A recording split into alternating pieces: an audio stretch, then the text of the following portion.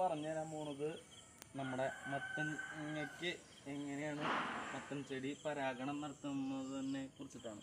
അപ്പോൾ ഇതാണ് ആൺപൂവ്. ആൺപൂവ് എങ്ങനെ തിരിച്ചറിയണെന്ന് പറയും. ആൺപൂവ് തിരിച്ചറിയണത് എന്ന് പറഞ്ഞാൽ പെൺപൂവ് കണ്ടോ, പെൺപൂവാകുമ്പോൾ അതിനകത്ത് താഴെ ഇങ്ങനെ ഒരു ഉണ്ട പോലെ മത്തങ്ങ കാണാം ഉണ്ടോ, അത് പെൺപൂവാണ്.